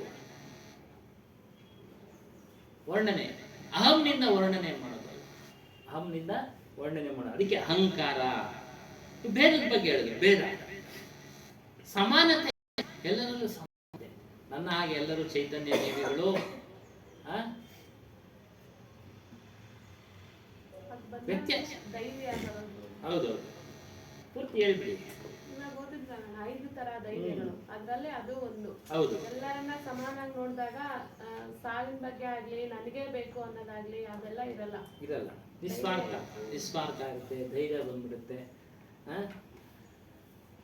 ಭೇದ ನಹಿ ಚಾಯಿ, ನಾ ನಹಿ ಚಾಯಿ, ಅವೆಲ್ಲ ಇರಬಾರ್ದು ಭೇದಗಳು. ಎಲ್ಲಿ ಭೇದ ಇರುತ್ತೋ ಅಲ್ಲಿ ಭಕ್ತಿ ಇರೋದಿಲ್ಲ, ಮಾಡಿದ್ರೂ ಪ್ರಯೋಜನ ಇಲ್ಲ. ಇಸ್ಮೆ ಮನ್ ಅವ್ರ ಚಿತ್ತ ಚಂಚಲತ ಸರ್ವಾಧಿಕ ಬಾಧಕ. ನೋಡಿ, ಭಕ್ತಿ ಮಾಡುವಾಗ ಈ ಮನಸ್ಸು ಮತ್ತು ಚಿತ್ತ, ಮನಸ್ಸಿನ ಒಂದು ಭಾಗವೇ ಚಿತ್ತ, ಬೇರೆ ಏನೇನಿಲ್ಲ. ಮನಸ್ಸಿನ ಅಂಶವೇ ಚಿತ್ತ, ಮನಸ್ಸಿನ ಅಂಶವೇ ಚಿತ್ತ. ಇದರ ಚಂಚಲತೆ ಸಾಕಷ್ಟು ಇರುತ್ತಪ್ಪ. ಇದನ್ನ ನೀನು ಆ ಚಂಚಲತೆಯನ್ನ ನಿಲ್ಲಿಸ್ಕೊಂಡು ಭಕ್ತಿ ಮಾಡಿಕೊಂಡು ಅದನ್ನ ದೂರ ಮಾಡಬೇಕು. ಚಂಚಲತೆ ನಿನ್ನ ಹತ್ರ ಬರೋ ಹಾಗೆ. ಅದಕ್ಕೆ ಯಾರು ನಿಮಗೆ ಸಹಾಯ ಮಾಡ್ತಾರೆ ಅಂದ್ರೆ ಗುರು ಸಹಾಯ ಮಾಡ್ತಾರೆ. ಗುರು ಸಹಾಯ ಮಾಡ್ತಾರೆ. ಅವ್ರು ಹೇಳತಕ್ಕಂಥ ವಿಚಾರಗಳ ಶ್ರದ್ಧೆಯಿಂದ ಮನನ ಮಾಡ್ತಾ ಕೇಳ್ತಾ ಮನನ ಮಾಡ್ತಾ ಇದ್ರೆ ಆಚರಣೆ ತೊಡಗಿಸ್ಕೊಂಡ್ರೆ ಅದು ನಿಮಗೆ ಸಹಾಯ ಆಗುತ್ತೆ. ಆಮೇಲೆ ಇಂದ್ರಿಯ ನಿಗ್ರಹಗಳು ಇರಬೇಕು, ಮನಸ್ಸು ನಿಗ್ರಹ ಇರಬೇಕು. ಭಕ್ತಿ ಮಾಡ್ಬೇಕಾದ್ರೆ ಮನಸ್ಸು ನಿಗ್ರಹ ಇರಬೇಕು. ನಾವಿಲ್ಲ ಎಲ್ಲ ದೇಹ ಎಲ್ಲ ಕುಂತಿದೆ, ಮಾತಾಡ್ತಾ ಇದ್ದೀವಿ, ನಮ್ಮ ಮನಸ್ಸು ಎಲ್ಲೆಲ್ಲೋ ಹೋಗಿರುತ್ತೆ. ಹಾಗಾಗಿ ನಮ್ಮ ದೇಹ ಕುಳಿತಿದೆ, ಮನಸ್ಸನ್ನು ಸಹ ಈ ಸ್ಥಳದಲ್ಲಿ ಕುಳ್ಳಿರಿಸಿಕೊಂಡು ಅದಕ್ಕೆ ವಿಚಾರಗಳನ್ನು ತುಂಬಬೇಕು, ಆತ್ಮ ವಿಚಾರವನ್ನು ತುಂಬಬೇಕು, ಸಜ್ಜನ ಸವಾಸವನ್ನು ಅದಕ್ಕೆ ಆಗಾಗ್ಗೆ ಕೊಡ್ತಾ ಇರಬೇಕು. ಸಾನ್ನಿಧ್ಯ. ಯೋಗೇಶ್ವರ ದಾಸ್ ಅಂತ ಇದ್ರು, ಅವರು ಆನೇಕಲ್ ಪೀಠಾಧಿಪತಿ. ಓದೋದಕ್ಕಿಂತ ಮುಖಾಮುಖಿಯಾಗಿ ಗುರು ಶಿಷ್ಯರು ಸಂವಾದ ಇರ್ತಿತ್ತಲ್ಲ, ಅದನ್ನ ಕೇಳೋದ್ರಿಂದ ಬೇಗ ಗ್ರಹಣ ಮಾಡ್ತಾನೆ ಶಿಷ್ಯ, ಬೇಗ ಗ್ರಹಣ ಮಾಡ್ತಾನೆ. ನಮ್ಮ ಗುರುಗಳು ಹೇಳಿದ್ದನ್ನ ಕೇಳಿನೇ ಅನೇಕ ವಿಚಾರಗಳು ನಮ್ಗೆ ಇನ್ನೂ ತಲೆನಲ್ಲೇ ಇದ್ದಾವೆ. ನಾವು ಅದನ್ನೆಲ್ಲ ಗೀತೆನಲ್ಲಿ ಓದಲಿಲ್ಲ, ಈಗಲೂ ಹೇಳ್ತಾ ಇರಲಿಲ್ಲ ಶ್ಲೋಕಗಳನ್ನ ಆಗಾಗ್ಗೆ ಅವ್ರು ಹೇಳಿದ್ರು, ಅವ್ರ ಪಾಠ ಹಿಂಗೆ ಮುಖಾಮುಖಿ ಕುಳಿತು ಕೇಳಿದ್ರು. ಆಮೇಲೆ ಓದಿದ್ರೆ ನಿಮ್ಗೆ ಇನ್ನೂ ಚೆನ್ನಾಗಿ ಗ್ರಹಣವಾಗುತ್ತೆ, ಓದು ಬರೋರು ಇದ್ರೆ. ಇಲ್ಲದೆ ಇದ್ರೆ ಹಾಗೆ ಮುಖಾಮುಖಿ, ಮಸ್ತಕದಿಂದ ಮಸ್ತಕಕ್ಕೆ, ಈ ಮಸ್ತಕದಿಂದ ಆ ಮಸ್ತಕಕ್ಕೆ. ನಮಗೆ ಮೆಮೊರಿ ಶಕ್ತಿಗಳು ಕಡಿಮೆ, ಓದ್ತೀವಿ ನಾವು, ಅದೇ ಎಲ್ಲ ಆದರೂ ಅದು ಒಂದು ಪ್ರಾರಬ್ಧನೆ ಅಂತ. ಮೆಮೊರಿ ಏನು ಮಾಡೋಕ್ಕಾಗೋದಿಲ್ಲ.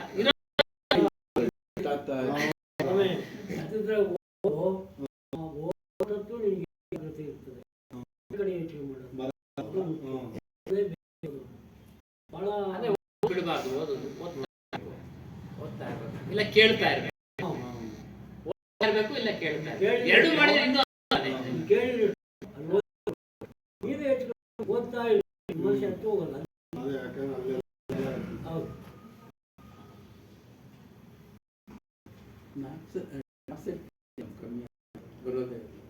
ಕಮ್ಮಿ ಬೀಳ್ತದೆ. ನಾವು ಬೇರೆ ವಿಚಾರ ಬೇರೆದೆಲ್ಲ ಜ್ಞಾಪಕ ಇರ್ತಿತ್ತಲ್ಲ ಜಾಸ್ತಿ ಮನ್ಸು ಕೊಟ್ಟು ಮಾಡಿರೋದು ಸಹಾಯ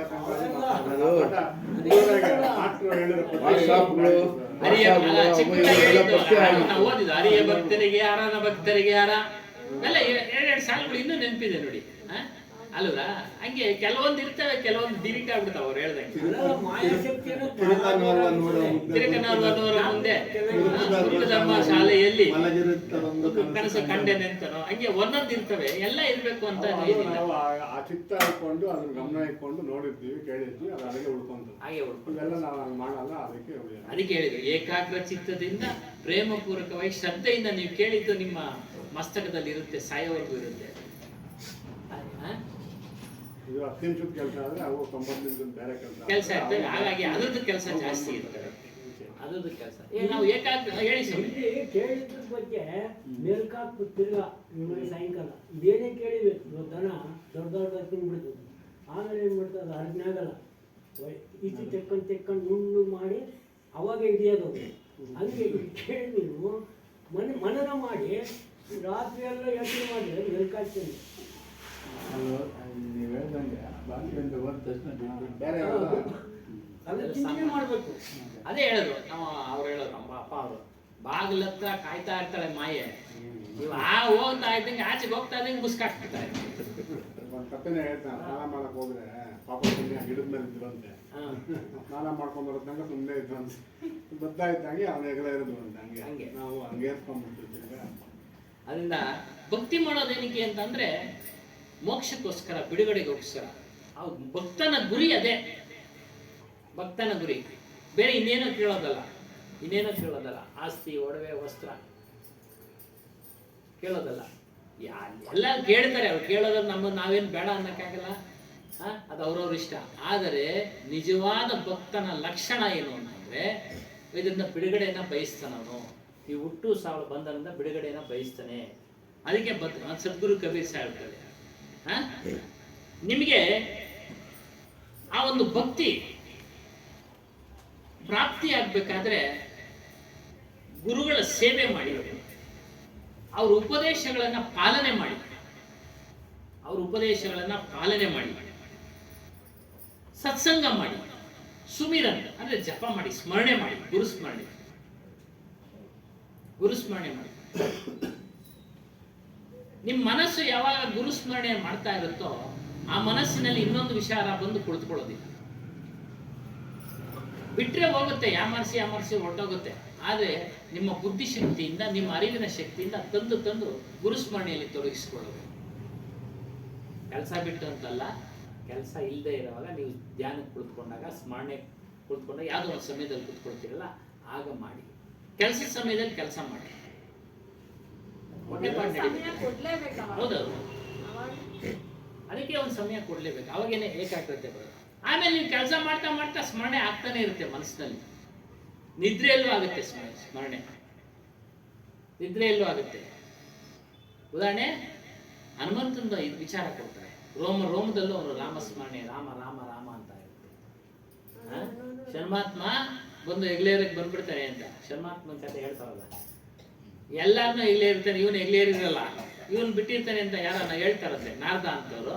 ಇವನ ಹತ್ರಕ್ಕೆ ಬರ್ತಾನಂತೆ, ನಾನು ನಿನ್ನ ಪ್ರವೇಶ ಮಾಡಬೇಕು. ಆಂಜನೇಯ ಏನ್ ಹೇಳ್ತಾನೆ, ಆಯ್ತಪ್ಪ, ನನ್ನ ಬಾಯಿಂದ, ನನ್ನ ದೇಹದಿಂದ, ನನ್ನ ರೋಮದಿಂದ ಯಾವಾಗ ರಾಮನಾಮ ಸ್ಮರಣೆ ನಿಲ್ಲುತ್ತೋ ಅವಾಗ ಬಂದು ಪ್ರವೇಶ ಮಾಡಬೇಕು.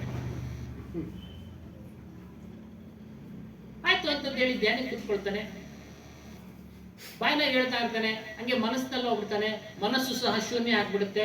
ಪ್ರತಿಯೊಂದು ರೋಮನು ರಾಮ ಅಂತ ಇರ್ತದೆ. ಇವನು ಬಂದು ಕೇಳ್ತಾನೆ, ಎಲ್ಲಿ ಜಾಗನೇ ಇಲ್ಲ, ಎಲ್ಲಿ ಜಾಗ ಇರುತ್ತೆ ಅದ್ರ ಮೂಲಕ ಪ್ರವೇಶ ಮಾಡು.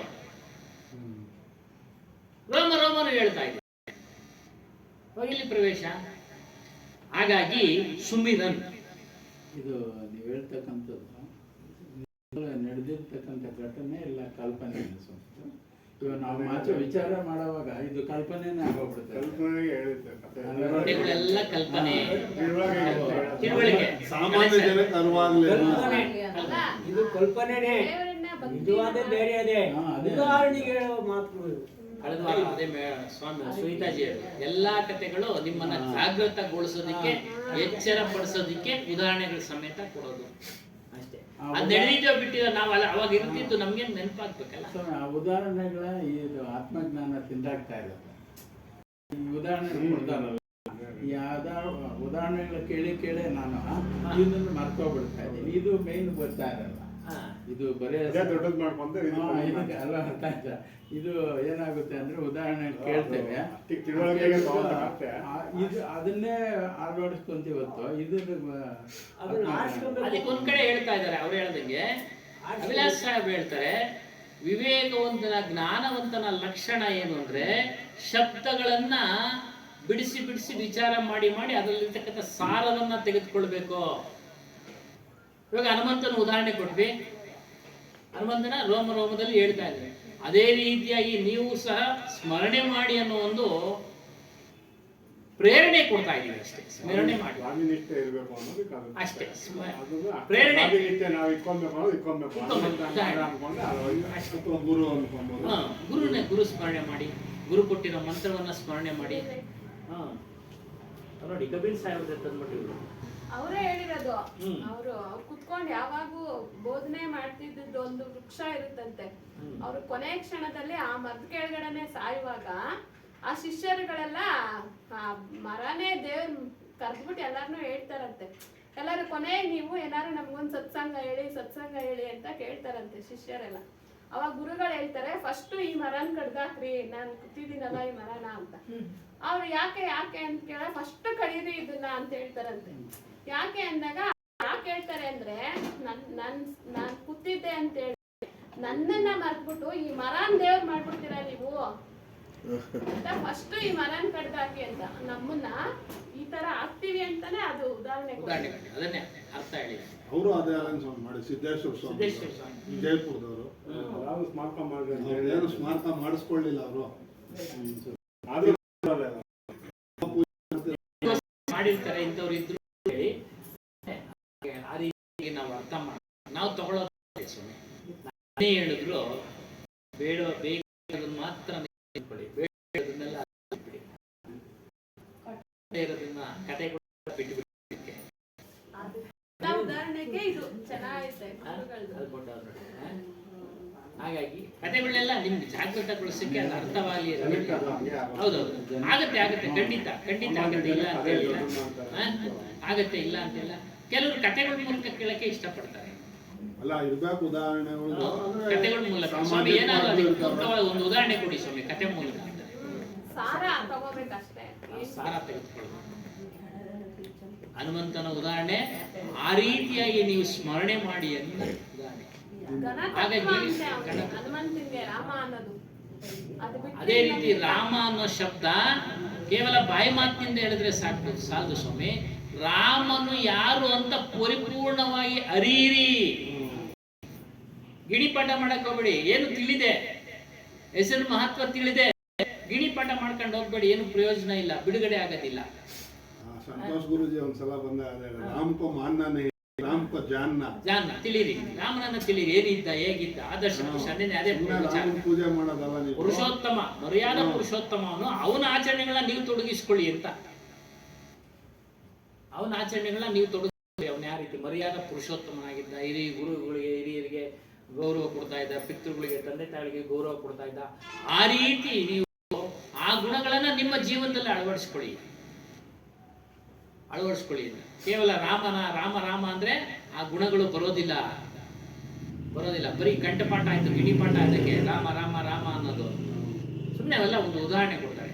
ಏಕಾಗ್ರತೆ ಬರೋದಕ್ಕೆ ಒಂದು ಬೇಕು ಅಷ್ಟೇ. ರಾಮನ ಚಿತ್ರ ಇಟ್ಕೊಂಡು ನೀವು ಸ್ಮರಣೆ ಮಾಡ್ತೀರಾ, ಏಕಾಗ್ರತೆ ಬರುತ್ತೆ ಅಷ್ಟೇ. ಏಕಾಗ್ರತೆ ಬಂದ್ಮೇಲೆ ನಿಜವಾಗ್ಲೂ ಯಾರು ಸ್ಮರಣೆ ಮಾಡಬೇಕು? ಸ್ವರೂಪದ ಸ್ಮರಣೆ ಮಾಡಬೇಕು. ಆಗಲೇ ಬಿಡುಗಡೆ, ಇಲ್ಲ ಅಂದ್ರೆ ಬಿಡುಗಡೆ ಇಲ್ಲ. ಅದಕ್ಕೆ ಹೇಳ್ತಾರೆ ಸುಮಿರನ್ ಕರೋ. ಸುಮಿರನ್ ಭಕ್ತಿಗೆ ರೂಪ ಇದೆ, ಜಪ. ಸುಮಿರನ್ ಅಂದ್ರೆ ಸ್ಮರಣೆ ಮಾಡೋದು. ಭಕ್ತಿಗೆ ಜೀವನ್ ಮೇ ಭಕ್ತಿ ಹಿನಿ ರೂಪ ಸೆ ಇವೆಲ್ಲ ಮಾಡ್ತಾ ಇದ್ರೆ ಆ ಭಕ್ತನ ಹೃದಯದ ಇವೆಲ್ಲ ಪ್ರವೇಶ ಆಗ್ತವೆ. ಪ್ರಯತ್ನ ಮಾಡ್ತಾ ಇದ್ರೆ ಎಲ್ಲ ಆಗ್ತವೆ. ಮತ್ತು ಭಕ್ತಿ ಯಾರೊಬ್ಬರು ಸ್ವತ್ತಲ್ಲ, ಯಾವುದೇ ಸಮುದಾಯದ ಸ್ವತ್ತಲ್ಲ, ಯಾವುದೇ ಧರ್ಮದವರ ಸ್ವತ್ತಲ್ಲ. ಎಲ್ಲಾ ಧರ್ಮದವರು, ಎಲ್ಲಾ ಸಮುದಾಯದವರು, ಎಲ್ಲಾ ವ್ಯಕ್ತಿಗಳು, ಸ್ತ್ರೀ ಪುರುಷರು ಮೊದಲುಗೊಂಡು ಎಲ್ಲರೂ, ಯುವಕರು ಬಾಲಕರು ಎಲ್ಲರೂ ಮಾಡಬಹುದು.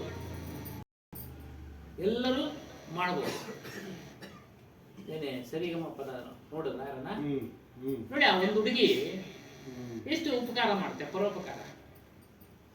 ನಾವೆಲ್ಲ ಏನ್ ಮಾಡ್ತಾ ಇದ್ದೀವಿ? ಮಾಡ್ತಾ ಇಲ್ಲ, ಸಾಲದು ಅಲ್ವಾ? ಆ ರೀತಿ ಒಂದೊಂದು ವಿಚಾರಗಳನ್ನ ನೋಡಿದಾಗ ಅಲ್ಲಿರ್ತಕ್ಕಂಥ ಒಂದು ಸಾರಗಳನ್ನ ನಾವು ತೆಗೆದುಕೊಳ್ಬೇಕು. ಸಾರಗಳನ್ನ ಅಂಧ ಮಕ್ಕಳನ್ನ ಪೋಷಣೆ ಮಾಡ್ತಾ ಇದ್ದೇವೆ. ಅವ್ರ ತಂದೆ ತಾಯಿ ಮತ್ತು ಆ ಮಗು, ಅಂಧ ಮಕ್ಕಳು, ಅಂಗವಿಕಲ ಮಕ್ಕಳನ್ನ ಏನಕ್ಕೆ ನೋಡಿದ್ರೆ ಒಳ್ಳೇದನ್ನ ತೆಗೆದುಕೊಳ್ಳಿ. ಅದರಿಂದ ಒಳ್ಳೇದನ್ನ ತೆಗೆದುಕೊಂಡು ನಾವು ಅದನ್ನ ಜೀವನದಲ್ಲಿ ಅಳವಡಿಸ್ಕೊಳ್ಬೇಕು. ನಾನು ಆಗಾಗ್ಗೆ ಹೇಳ್ತಾ ಇರ್ತೀನಿ, ದಾನ ಮಾಡಿ ಅಂತ. ನೋಡ್ಕೊಂಡು ಮಾಡಿ. ನಾವು ಇಲ್ಲೇ ಕೊಡಿ ಅಂತ ಕೇಳ್ತಾ ಇಲ್ಲ ಅಂತ ಹೇಳ್ತಾನೆ ಇರ್ತೀನಿ. ಇಲ್ಲೇ ಕೊಡಿ ಅಂತ ನಾನು ಹೇಳ್ತಾ ಇದ್ದೀನಿ. ನಿಮ್ಗೆ ಇಷ್ಟ ಬರುತ್ತೋ, ಎಲ್ಲಿ ಒಳ್ಳೇದು ಅನ್ನಿಸ್ತಾ ಇದೆಯೋ ಅಲ್ಲೂ ಕೊಡಿ. ಅದು ಒಂದು ಒಳ್ಳೆ ರೀತಿಯ ಪರೋಪಕಾರನೇ. ಅದನ್ನೆಲ್ಲ ಮಾಡಿ ನಮಗೆ ಮನಸ್ಸಿಗೆ ಶಾಂತಿ ಸಿಗುತ್ತೆ. ಯೇಸು ಕ್ರಿಸ್ತನು ಹೇಳ್ತಾನೆ, ದಾನ ಮಾಡಪ್ಪ. ಅಲ್ಲ, ಪೈಗಂಬರ್ ಹೇಳ್ತಾರೆ ಮಾಡಿ, ದಾನ ಮಾಡಿ. ಅವ್ರು ಬದಲಾವಣೆ ಮಾಡ್ಕೊಂಡ್ಬಿಟ್ರು ಆಚರಣೆಗಳಲ್ಲಿ. ನಾವೇನ್ ಮಾಡಕ್ಕಾಗಿದ್ದೀವಿ ಅಲ್ವರ? ಹಿಂಸಾ ಪ್ರವೃತ್ತಿಯಿಂದ ಕೂಡಿದ ವಸ್ತುಗಳನ್ನ ದಾನ ಮಾಡ್ತಾರೆ. ಅದು ಅವ್ರವ್ರಿಗೂ ಏನು ಮಾಡಕ್ಕಾಗೋದಿಲ್ಲ. ಆದರೆ ನಾವು ಸಾತ್ವಿಕ ಗುಣದಿಂದ ದಾನ ಮಾಡೋಣ, ಸಾತ್ವಿಕ ವಸ್ತುಗಳನ್ನ ದಾನ ಮಾಡೋಣ. ಆಗ ಮಾತ್ರ ನಮಗೆ ಈ ಜ್ಞಾನ ಎಲ್ಲ ಪ್ರವೇಶ ಆಗುತ್ತೆ. ಇಲ್ಲ ಅಂದ್ರೆ ಪ್ರವೇಶ ಆಗೋದಿಲ್ಲ. ಪ್ರವೇಶ ನಮಗೆ ಒಳಗಡೆ ಹೋಗೋದಿಲ್ಲ. ಯಾವಾಗ ಒಂದ್ಸರಿ ಒಳಗಡೆ ಹೋಗಿ ನೀವು ಪಾಲನೆ ಮಾಡಿಬಿಟ್ರೋ ನಿಮ್ಗೆ ಅದೇ ಆಕರ್ಷಣೆ ಮಾಡ್ತಾ ಇರುತ್ತೆ. ಅದೇ ವಸ್ತುಗಳು ಸಿಗ್ತಾ ಇರ್ತವೆ, ಅದೇ ವಿಚಾರಗಳು ಸಿಗ್ತಾ ಇರ್ತವೆ. ಅದರಿಂದ ಅದಕ್ಕೆ ಹೇಳ್ತಾರೆ ಪ್ರವೇಶ ಕರ್ತೆ. ನೋಡಿ, ಈ ರೀತಿ ನೀನಿದ್ರೆ ನಿನ್ನಲ್ಲಿ ಭಕ್ತಿ ಪ್ರವೇಶ ಮಾಡುತ್ತೆ, ಏಕಾಗ್ರತೆ ಪ್ರವೇಶ ಮಾಡುತ್ತೆ, ಮೋಹ ಬಿಡುತ್ತೆ, ಕಾಮ ಕ್ರೋಧ ಲೋಭ. ಅದಕ್ಕೂ ಹೇಳ್ತಾರೆ ಕಾಮ ಕ್ರೋಧ. ಕಾಮಿ क्रोधी लालच इनसे भक्ति ना होय भक्ति करे कोई सीमा जाति धर्म कुल कोय ಕಾಮಿ ಬೇಕು ಬೇಕು ಬೇಕು ಅಂತ ಅವನ ಕಡೆಯಿಂದನೂ ಭಕ್ತಿ ಮಾಡೋಕ್ಕಾಗೋದಿಲ್ಲ, ಅವನ ಕಡೆಯಿಂದನೂ ಭಕ್ತಿ ಮಾಡೋದಕ್ಕೆ ಸಾಧ್ಯ ಇಲ್ಲ. ಅವನು ಬೇಕು ಅನ್ನೋದ್ರಲ್ಲಿ ಅವನ ಮನಸ್ಸು ಇರುತ್ತೆ, ಭಕ್ತಿ ಮಾಡಕ್ಕೆ ಜಾಗ ಇರುತ್ತೆ ಮನಸ್ಸಿನಲ್ಲಿ. ಇನ್ನ ಅವಳು ಹೇಳಿದ್ರಲ್ಲ ದ್ವೇಷ, ಒಬ್ಬ ವ್ಯಕ್ತಿ ಮೇಲೆ ದ್ವೇಷ ಇದ್ರೆ ಅವನ ಮೇಲೆ ಉಂಟಾಗ್ತಾನೆ ಇರ್ತಿದ್ದೆ, ಅವನು ಮಾಡಕ್ಕಾಗಲ್ಲ. ಲಾಲಚಿ ಅಂದ್ರೆ ದುರಾಸೆ, ದುರಾಸೆ ಉಳ್ಳ ವ್ಯಕ್ತಿ ಮಾಡಕ್ಕಾಗೋದಿಲ್ಲ.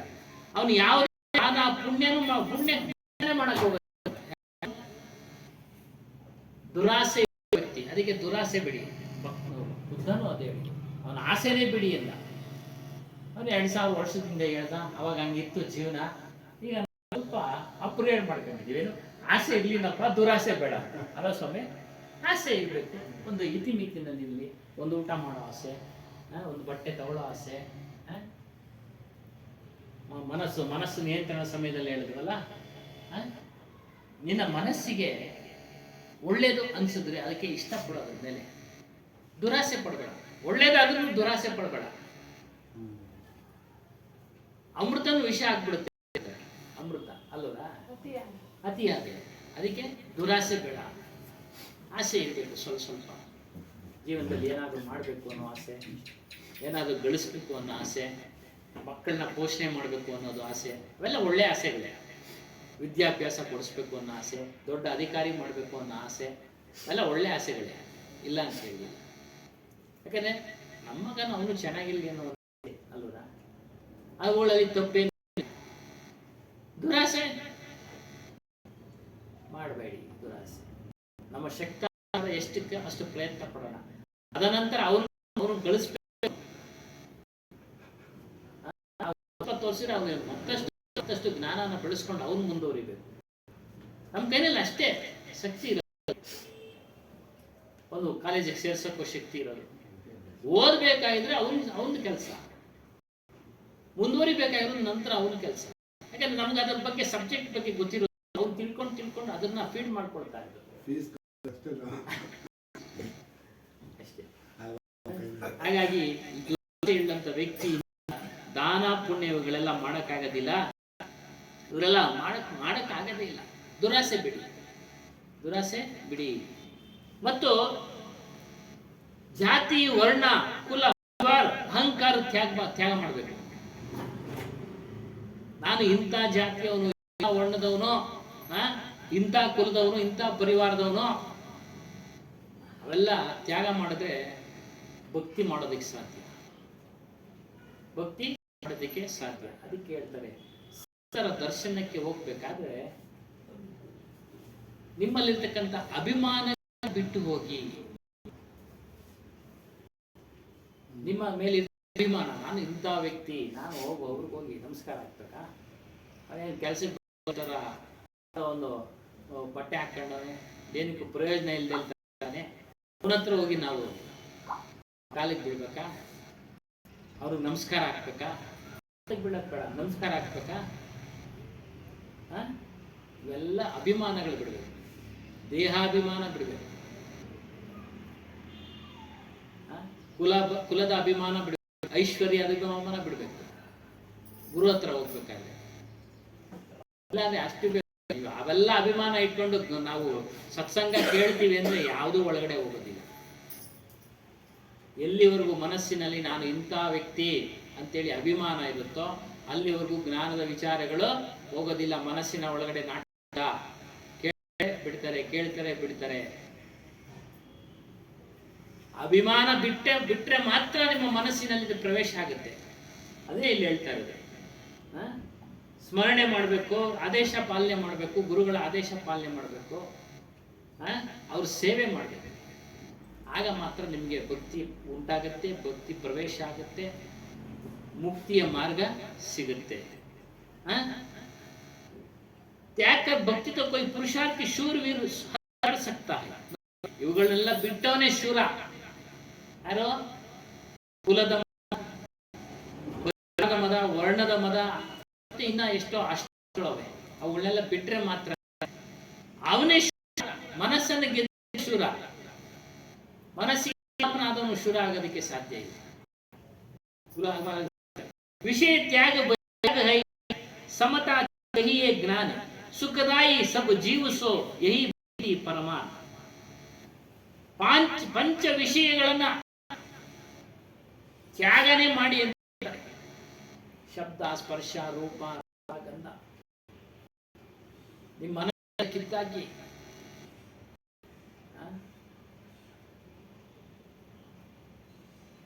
ಆಗದೇ ಇದ್ದ ಪಕ್ಷದಲ್ಲಿ ಇಟ್ಕೊಳ್ಳಿ. ಏನು ಒಳ್ಳೊಳ್ಳೆ ವಿಚಾರಗಳನ್ನ ಕೇಳೋದ್ರಲ್ಲಿ ಒಳ್ಳೊಳ್ಳೆ ಒಂದು ಸಂತರ ದರ್ಶನ, ಒಳ್ಳೆ ಆತ್ಮರ ದರ್ಶನ, ಅವ್ರು ಯಾರೇ ಆಗಿರ್ಲಿ, ಯಾವ ಪಂಥದವರೇ ಆಗಿರಲಿ, ಕಾಯಿಸಿದವರಾಗಿರಲಿ. ಇವತ್ತಿನ ಕುಂಭಮೇಳಗೆ ಪ್ರಾರಂಭ ಉದ್ಘಾಟನೆಗೆ ಆಚಾರ್ಯ ಸಾಹೇಬರು, ನಮ್ಮ ಇವರು ಅರ್ಧನಾಮ್ ಸಾಹೇಬರು ಬೇರೆ ಅಲ್ಲಿ ಅಕ್ಕಪಕ್ಕದ ಸಂತರನ್ನೆಲ್ಲ ಕರೆದಿದ್ರು. ಅವ್ರು ಕಾವಿ ಬಟ್ಟೆ ಆಗಿರ್ಬೋದು, ಬಿಳಿ ಬಟ್ಟೆ ಆಗಿರ್ಬೋದು, ಸಮಾನತೆ ಅದೇ ಹೇಳಿದ್ರಲ್ಲ, ಫೋಟೋ ಹಾಕಿ ಅವರೆಲ್ಲ ಅವರೇ. ಅದೇ ಎಲ್ಲಿ ಕಾರ್ಯಕ್ರಮ ಅದು ಅನ್ನೋದು ಒಂದು ಡೌಟ್ ಇತ್ತು. ಅಲಹಾಬಾದ್ ಎಲ್ಲ ಪೆಂಡಾಲ್ ಹಾಕಿ ಉದ್ಘಾಟನೆ ಮಾಡಿ, ಧ್ವಜಾರೋಹಣ ಮಾಡಿದ್ರು, ಉದ್ಘಾಟನೆ ಮಾಡಿದ್ರು ಪೆಂಡಾಲ್ ಅದೆಲ್ಲ ಕಾರ್ಯಕ್ರಮ. ಆಗ ನೋಡಿ ಎಲ್ಲರನ್ನು ಅಭಿಲಾಷ ಹೇಳಿದರು, ಯಾವುದೇ ಪಂಥದವನಾಗಿದ್ರು ಸಹ, ಯಾವುದೇ ಧರ್ಮದವನಾಗಿದ್ರು ಸಹ, ಯಾವುದೇ ದೇವತಾ ಪೂಜೆ ಮಾಡ್ತಾ ಆಗಿದ್ರು ಸಹ, ಅವನು ವೈರಾಗ್ಯದಿಂದ ಕೂಡಿದನ, ಅವನವನ್ನ ಗೌರವಿಸಿ, ಅವನನ್ನ, ಆತನನ್ನ, ಆ ವ್ಯಕ್ತಿಯನ್ನ, ಸ್ವಾಮಿಯನ್ನ, ಆ ಒಂದು ಮಹಾತ್ಮನನ್ನ ಗೌರವಿಸಿ. ಅದೇ ಗೊತ್ತಿಲ್ಲ ಅಂದ್ಮೇಲೆ ಪ್ರಾರಂಭದ ಹಂತ ಹೆಂಗ್ ಮಾಡ್ತೀರಾ ಅಂತ ಕೇಳ್ತಾರೆ. ಪ್ರಾರಂಭದ ಹಂತ ಸಮಾನತೆ, ಎಲ್ಲರಲ್ಲೂ ಚೈತನ್ಯ ಪುರುಷ ಇದ್ದಾನೆ, ಎಲ್ಲರಲ್ಲೂ ಆತ್ಮನಿದ್ದಾನೆ ಅನ್ನೋದೊಂದು ಭಾವ ನಮಗೆ ಇರಬೇಕು. ಅವನಿಗೆ ಆ ಭಾವ ಇಟ್ಕೊಂಡು ಆತನಿಗೆ ಹಿಂಸೆ ಕೊಡೋದಾಗಲಿ ಮಾಡೋದಾಗಲಿ ಮಾಡಬಾರ್ದು. ಮತ್ತೊಂದು, ಅವನು ವೈರಾಗ್ಯ ಪುರುಷನಾಗಿದೆ, ಅವನಿಗೊಂದು ನಮಸ್ಕಾರ ಹಾಕ್ರಿ, ಏನೋಗಿದ್ದು ಗಂಟು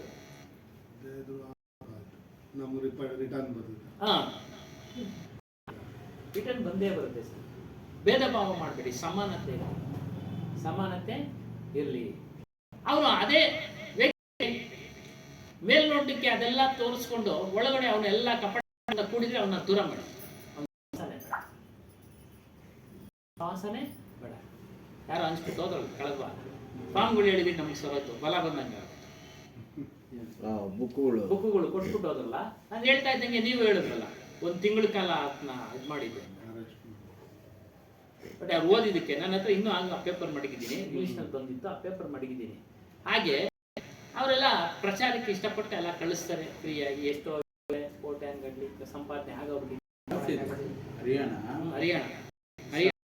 ಅದು ಒಂದು ಪೊಲೀಸ್ ಅವ್ರ ಕೈನ ಆಗಲಿಲ್ಲ, ಸ್ಟೇಟ್ ಸೆಂಟ್ರಲ್ ಏನೇನೋ ಬಂದು ಆಮೇಲೆ ಇದು ಮಾಡಿದ್ದು. ಹೌದೌದು ಸ್ವಾಮಿ, ಹೌದು. ಅಟ್ಟಾಡಿಸ್ಕೊಂಡು ಹೊಡೋದ್ರು ಇವ್ರಿಗೆ ಗುರುಭಕ್ತರು ಪೊಲೀಸ್ ಅವ್ರನ್ನೇ. ಆಮೇಲೆ ಬಿಟ್ರಿ ಎಲ್ಲ ತರಿಸಿದ್ರು, ಬಿಟ್ರಿ CRPF ಏನೋ ತರಿಸಿ ಎಲ್ಲ ಇದು ಮಾಡಿ ಫುಲ್ ಗಲಾಟೆ.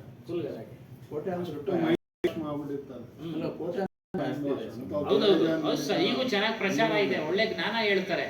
ಒಳಗಡೆ ಏನೇನಿದೆಯೋ ನಮಗೂ ಗೊತ್ತಿಲ್ಲ, ನಾವು ಪೇಪರ್ನಾಗ ಬಂದಿತ್ತು, ಅವನ್ನೆಲ್ಲ ಇದು ಮಾಡಿದ್ರು ಅಂತ ಅಷ್ಟೇ ನಮ್ಗೆ.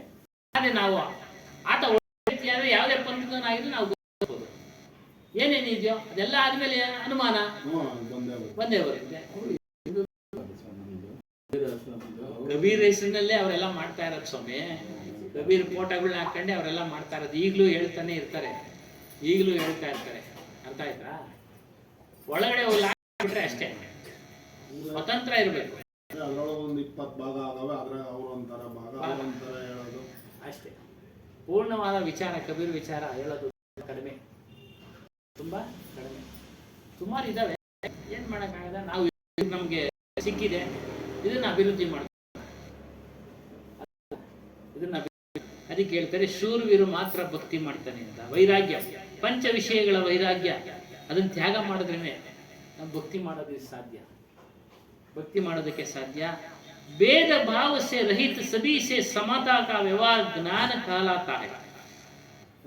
भेद ಭಾವನ ಬಿಟ್ಟು ಜ್ಞಾನದ ವಿಚಾರಗಳ ಸಮಾನವಾಗಿ ಹಂಚಬೇಕು. ದುಡ್ಡು ಕೊಡೋರು ಒಂಥರ, ದುಡ್ಡು ಕೊಡದೇ ಇರೋರು ಒಂಥರ ಅಲ್ಲ. ಹೆಚ್ಚಾಗಿ ಕೊಡ್ತೀರಾ ಅಂತ ನಿಮ್ಗೆ ಕಡಿಮೆ ಕೊಡ್ತಾರೆ ಅಂತ ಇನ್ನೊಬ್ರು ಕಡಿಮೆ ಅಲ್ಲ ತಿಳಿಸೋದು. ಸಭೆಯಲ್ಲಿ ತಿಳಿಸ್ಬೇಕಾದ್ರೆ ಸಮಾನವಾಗಿ ಯಾರನ್ನ ಇರಲಿ, ಯಾರ ವೈಯಕ್ತಿಕವಾಗಿ ಬಂದು ಕೇಳಿದ್ರು ಸಹ ಸಮಾನವಾಗಿ ಜ್ಞಾನನ ಹಂಚ್ಬೇಕು, ಸಮಾನವಾಗಿ ಜ್ಞಾನ ಹಂಚ್ಬೇಕು. ಏನಿದೆಯೋ ಅದನ್ನ ಯಥಾರ್ಥ, ಇಲ್ಲೊಂಥರ ಅಲ್ಲೊಂಥರ ಹೇಳೋದು. ಆ ರೀತಿ ಏನಾದ್ರು ಭೇದ ಭಾವ ಮಾಡಿದ್ರೆ, ಪಾರ್ಶಿಯಾಲಿಟಿ ಮಾಡಿದ್ರೆ ಆ ಆಶ್ರಮಗಳು ಉದ್ಧಾರ ಆಗೋದಿಲ್ಲ. ಆಶ್ರಮಗಳು ಉದ್ಧಾರ ಆಗೋದಿಲ್ಲ.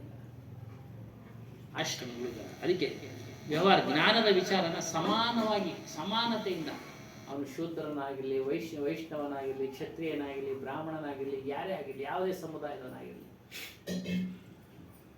ಗುರು ಆದವನು ಯಾವುದೇ ಭೇದ ಇಲ್ಲದೆ ಜ್ಞಾನವನ್ನು ಸಮಾನವಾಗಿ ತಿಳಿಸ್ಬೇಕು. ಸಮಾನವಾಗಿ ಗೊತ್ತಿಲ್ಲದೆ ಕೇಳಿದ್ರು ಸಹ ಅವನಿಗೂ ಸಹ ತಿಳಿಸ್ಬೇಕು. ಮತ್ತೊಮ್ಮೆ ಕೇಳ್ತಾ ಇರ್ತಾನೆ, ಗೊತ್ತಾಗೋದಿಲ್ಲ, ಅವನು ಮಂದ ಬುದ್ಧಿ. ಮತ್ತೆ ಕೇಳಿದ್ರೆ ಅವನಿಗೂ ಸಮಾಧಾನ ಕಲಿಸ್ಬೇಕು. ಸ್ವಲ್ಪ ಕೋಪಿಷ್ಠನಾಗಿ ಹೇಳಿದ್ರು ಸಹ ಶಿಷ್ಯನ ಅದನ್ನ ಸ್ವೀಕರಿಸ್ಬೇಕು, ನಮ್ರತೆಯಿಂದ. ಕೋಪ ಮಾಡ್ಕೊಂಡ್ಬಿಟ್ಟವೆ ಅಂತೇಳಿ ಇವನ್ ಕೋಪ ಇವನು ಹೋಗ್ತೋದ್ರೆ ಇವನಿಗೆ ಲಾಸ್, ಅವನಿಗೆ ಲಾಸ್ ಆಗಲ್ಲ, ಗುರುಗೆ ಲಾಸ್ ಆಗಲ್ಲ. ಹಾಗಾಗಿ ಅದೇ ಹೇಳ್ತಾರೆ, ಸಂಸಾರಕ್ಕೆ ಸಭಿ ಜೀವಂ ಕೋ ಸುಖ ದೇನೆ ವಾಲ ಆಚರಣ ತಥಾ ಸ್ನೇಹ ಭಕ್ತಿ ಸತ್ಯ ಪ್ರಮಾಣ. ಸಂಸಾರ ಅಂದ್ರೆ ಈ ಪ್ರಪಂಚ. ಪ್ರಪಂಚ ಎಲ್ಲ ಜೀವಿಗಳಿಗೂ ಸುಖವನ್ನ ಅಪೇಕ್ಷೆ, ಸುಖವಾಗಿರ್ಲಿ ಅಂತ ಹಾರೈಸೋ ಭಾವ ಇರಬೇಕು. ಆ ರೀತಿ ಆಚರಣೆ ಇರಬೇಕು. ಆಚರಣೆ ಅಂದ್ರೆ ಅಹಿಂಸೆ. ಒಂದು ಪ್ರಾಣಿಗೆ ನೋವಾದ್ರೆ ಹೆಂಗೆ, ನನಗೆ ಹೆಂಗೆ ನೋವಾದ್ರೆ ಅದಕ್ಕೆ ನೋವಾಗುತ್ತೆ, ಏಟಾಗುತ್ತೆ ಅನ್ನೋದನ್ನ ಒಂದು ತಿಳಿದು ಆಚರಣೆ ಮಾಡಬೇಕು. ಎಲ್ಲರೊಂದಿಗೆ ಸ್ನೇಹ, ಹೇಳಿದ್ರಲ್ಲ, ಪ್ರೇಮದಿಂದ ಮಾತನಾಡಿಸೋದು, ಊಟ ಮಾಡಿ ಅನ್ನೋದು, ಕುಳಿತುಕೊಳ್ಳಿ ಅನ್ನೋದು ಸಾಕು, ಅಷ್ಟೇ. ಅವ್ರ ಹತ್ರ ಏನು ಗಂಟೆಗಟ್ಟಲೆ ಚರ್ಚೆ ಮಾಡಬೇಕು, ಕೆಲಸ ಕಾರ್ಯಗಳು ಇರ್ತವೆ ಅಲ್ಲ. ಗುರು ಏನೋ ಹೇಳ್ತಾರಪ್ಪ ಅಂತೇಳಿ ಇಷ್ಟಪಟ್ಟು ಬರ್ತಾರೆ. ಬಂದಾಗ ಸಮಯ ನೋಡಿ ಅವರಿಗೆ ತಿಳಿಸ್ಬೇಕು. ಸಮಯ ನೋಡಿ ತಿಳಿಸ್ಬೇಕು. ಹಾಗೆಲ್ಲ ರಾತ್ರಿ ಹೊತ್ತು ಬರೋರು ಸ್ವಾಮಿ ಕೇಳೋದಕ್ಕೆ, ಸಂಶಯಗಳನ್ನ ಕೇಳೋದಕ್ಕೆ. ಈಗೆಲ್ಲ ಇಲ್ಲ ಬಿಡಿ, 11 ಗಂಟೆ 12 ಗಂಟೆ ಫೋನೆಲ್ಲ ಕೇಳ್ಬಿಡ್ತಾರೆ. ಇವಾಗೆಲ್ಲ ಫೋನಲ್ಲೇ ಖುದ್ದು ಅವಾಗ ಫೋನ್ ಏನಿಲ್ಲ, ಬಂದ್ಬಿಡೋ ಊರಿಗೆ ಅಷ್ಟೇ. ಒಂದು ಇರೋರು, ಒಂದು ರಾತ್ರಿ ಮಧ್ಯರಾತ್ರಿ ಬರೋರು, ಇರೋರು, ಸ್ಥಳಾವಕಾಶ ಇರೋದು, ಮರುದಿನ ಎಲ್ಲ ಕೇಳ್ಕೊಂಡು ವಿಚಾರಗಳು ರಾತ್ರಿ ಹೊತ್ತೇ ವಿಚಾರಗಳು. ಅವಾಗೆಲ್ಲ ಈ ತರ ಅಷ್ಟೊಂದು ಒತ್ತಡ ಕೆಲಸದ್ದು ಮನುಷ್ಯನಿಗೆ. ಮನುಷ್ಯ ಸುಖದಿಂದ ಜೀವನ ನಡೆಸ್ತಾ ಇದ್ದ, ಬಂದಿದ್ರಲ್ಲಿ ತೃಪ್ತಿಯಿಂದ ಜೀವನ ನಡೆಸ್ತಾ ಇದ್ದ. ಈಗೇನಿಲ್ಲ, ಸೂರ್ಯ ಮುಳುಗಿದ್ರು ಕೂಡ ಕೆಲಸ, ಸೂರ್ಯ ಹುಟ್ಟಿದ್ರು ಕೆಲಸ. ವ್ಯವಸ್ಥೆ ಹಂಗಾಗಿದೆ, ಏನು ಮಾಡೋಕ್ಕಾಗೋದಿಲ್ಲ. ಸಮಾಜದಲ್ಲಿ ಗುರುಗಳಾಗಿ, ಶಿಷ್ಯರಾಗಿ, ಅಥವಾ ಸಾಮಾನ್ಯ ಜನ ಆಗಲಿ, ರೈತರಾಗಲಿ, ಯಾರು ಉದ್ಯೋಗ ಕೆಲಸ ಮಾಡೋರಾಗಲಿ, ಸ್ವಲ್ಪ ಒಂದಷ್ಟು ಜನ ಅವ್ರಿಗೆ ಆಗ್ತಾರೆ, ಅಂದರೆ ಮರ್ಯಾದೆ ಕೊಡ್ತಾರೆ. ಅದು ಕೆಲವು ಹೇಳ್ತಾರೆ, ಏನು ಅಷ್ಟೊಂದು ಪೀಠಕ್ಕೆ ಅವನ್ನೆಲ್ಲ ಅಷ್ಟೊಂದು ಹಾಕ್ಬೇಡ ಅಂತ. ಭಾಳಷ್ಟು ಜನ, ನಾನು 10 ಜನರಲ್ಲಿ ಒಂದು 5-6 ಜನ ಆದರೂ ಏನಕ್ಕೆ ಅಷ್ಟೊಂದು ಇದು ಅಂತ, ನನ್ನನ್ನೆಲ್ಲ ಕೊಡ್ತೀಯ ಅಂತ ಹೇಳ್ತಾರೆ ಕೆಲವು. ಯಾಕೆ ಹೇಳ್ತಾರೆ ಅಂದ್ರೆ ಅವ್ರಿಗೆ ಈ ವಿಚಾರ ಗೊತ್ತಿಲ್ಲ.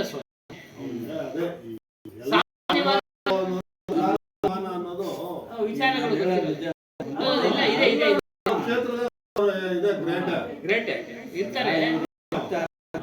ನಾವು ಇವ್ರಿಗೆ ಸ್ವಲ್ಪ ಇದು ಒಂದು 5-6 ಜನ ಅವ್ರಿಗೆ ಮಾಡ್ಕೊಂಡ್ಬಿಡ್ತಾರೆ.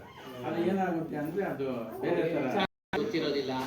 ಹಾಗಾಗಿ ಸತ್ಸಂಗಕ್ಕೆ ವ್ಯಾವಹಾರಿಕವಾಗಿ ನೋಡ್ತಾರ. ವ್ಯಾವಹಾರಿಕವಾಗಿ ಗೆಟ್ ಟುಗೆದರ್ ಅದೇನ ಹಂಗೆ ಏನ್ ಕೊಟ್ರೆ ನಾವು ಅದಕ್ಕೆ ಬದಲು ಕೊಡ್ಬೇಕು. ಇಲ್ಲಾಂದ್ರೆ ಏನು, ನಮಗೊಬ್ರು ಏನಾದ್ರೂ ಲಾಭ ಇದ್ರೆ ಅವನು ಮಾಡ್ಬೇಕು. ಅವನ ಕಡೆಯಿಂದ ಏನಾದ್ರೂ ಇದ್ರೆ ಲಾಭ ಗಳಿಸೋದಿದ್ರೆ ಸ್ನೇಹ ಏನಿಗೆ ಮಾತಾಡ್ಸೋಕೆ ಎಲ್ಲ ವೇಸ್ಟ್ ರೀ, ಟೈಮ್ ವೇಸ್ಟ್.